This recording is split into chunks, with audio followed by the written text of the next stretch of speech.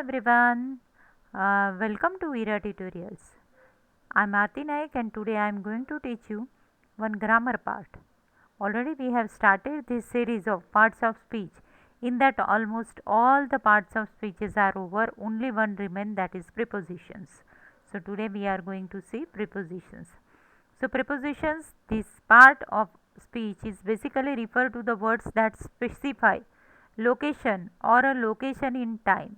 For example, examples of prepositions are above, below, throughout, outside, before, near, and since. Simple example: Sonu is hiding under the bed. Okay, so here under is specifying the location of Sonu. What exactly is a preposition?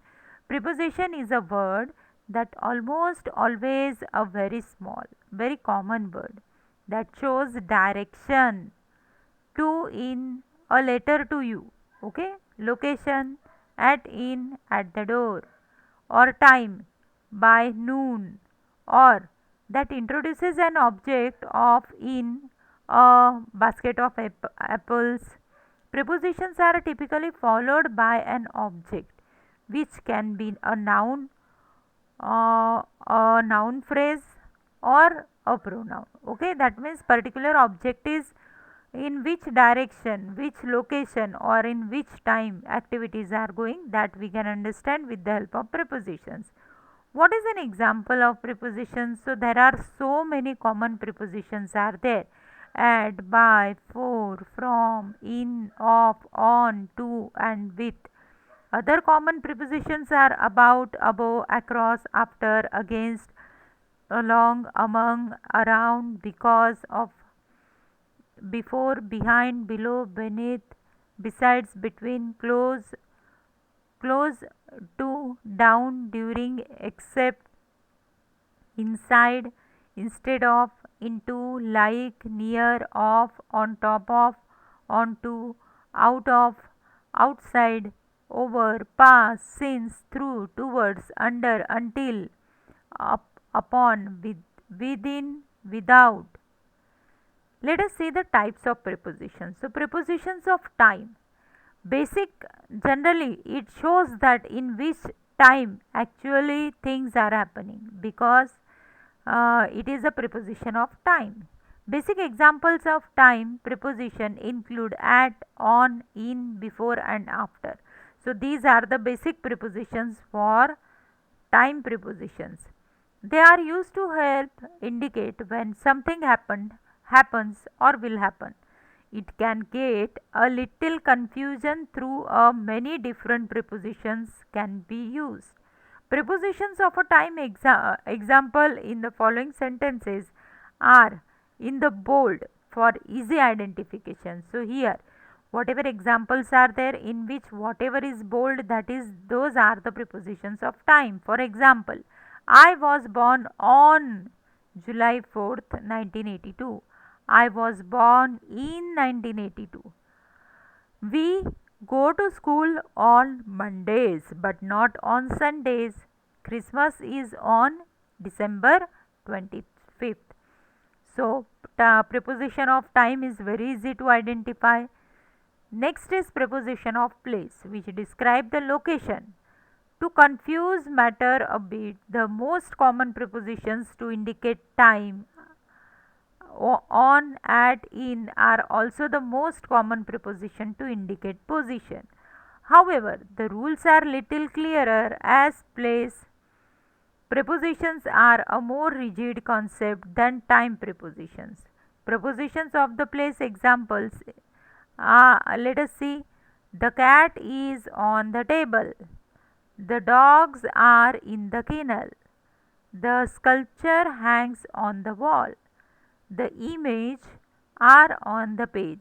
So for preposition of time and preposition of place, we are using this on and in common, and at also common. It is used for both. Now preposition of movement. Prepositions of the movement are quite easy to understand, as they are less abstract than preposition of place and time. Essentially, they describe how something or someone moves from one place to another. The most commonly used preposition of movement is to, which usually serves to highlight that there is a movement towards a specific destination. Let us see example. He has gone on vacation to France. She went to the bowling alley every Friday last summer. Jack went up the hill. Jack came tumbling down after. So these are the preposition which shows the movement.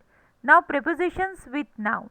So there are lots of different noun that carry specific preposition to consolidate their meaning. These are called dependent prepositions. Again, there isn't a set rule that says a particular type of noun will take a dependent prepositions, although they normally follow the noun. Moreover, there are many possible combinations. Essentially, it is case of familiarizing yourself with the different possible of noun and dependent prepositions. Example: he displays cruelty towards his dog. She had knowledge of physics. Now preposition with verb. Prepositional verb. The phrase combination of verb and preposition are important part of speech. The preposition again act as a link between the verb and the noun or gerund, giving extra meaning to the sentence. The preposition almost commonly used with verbs are to, about, of, in, at and from. The good news is that this will always come after the verb in the sentence. However, it should also be noted that the prepositional verb can have slightly different meaning compared to the original verb. For example, to relate a story simply means to tell a story. To relate to a story means you identify with it. Find some personal meaning in the story. Okay. He admitted to the charge. I go to Vancouver on vacation twice a year. Okay. Prepositions with adjectives. Prepositions can form phrases with adjectives to give further context to the action, emotion or the thing adjective is describing.